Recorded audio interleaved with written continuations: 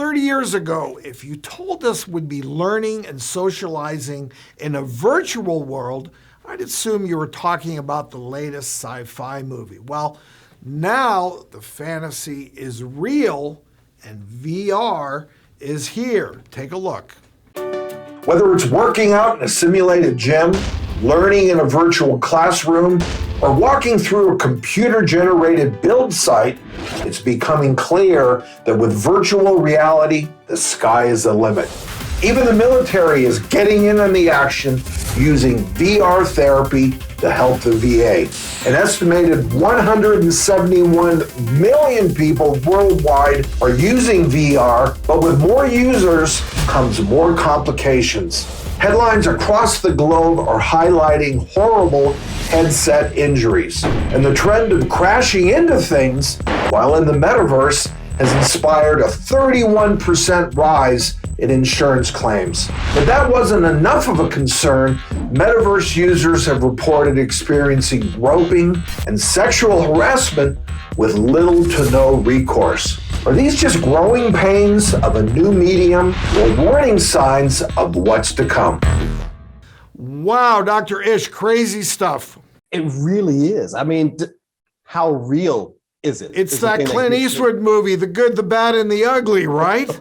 It really is, man. But it's funny, the brain will accept whatever reality you tell it it's true. And so the thing to heal past traumas, you've got to go back and find a way to unlock that, right? And there's nothing better for doing that than immersing you right into that situation. Now we're able to do that with the help of a therapy and VR. It's a really cool thing. Think about phobias, fear of heights, fear of snakes, fear of flying. You can put on that headset and you're literally there while your therapist can kind of talk you through it. So for psych, it's some really cool stuff happening. And in my world, surgeons' world, the applications of doing virtual surgeries, helping to teach complex surgery, really exciting Very stuff. Cool. All right, Yep. Here to share the realities of VR and the metaverse is the founding director of Stanford University's Virtual Human Interaction Lab. Welcome to the show, Jeremy Bailenson.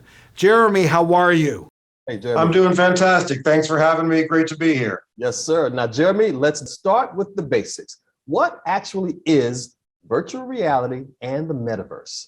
For those that haven't tried virtual reality, you put on a headset and it's as if you've stepped inside of a movie. The scene responds to your body. So if you look to the left, you see things that are over there. When you lean your body forward, objects get closer. When you reach your hand out, you get what's called haptic feedback. You can actually touch objects by getting vibrations. And VR is a multi-sensory. We do sight, we do spatialized sound that moves from ear to ear, and we do some touch. Every once in a while, we do smell. It's as if you've gone inside the movie itself. We also need to talk about the metaverse you asked about. And when we talk about the metaverse, it's a little different than virtual reality. So virtual reality is a medium. And the metaverse is, I like to talk about as people, places, and things. Okay, so people are avatars. An avatar is if you look down, you see your hands, and you have to have a body in virtual reality and others can see it. So in the metaverse, avatars come together and you get to see other people. We also think about places. So the metaverse, there is a consistent map of a virtual world. The same thing is always in the same place no matter when you go there. And that's an important thing. The virtual world persists even if you're not there.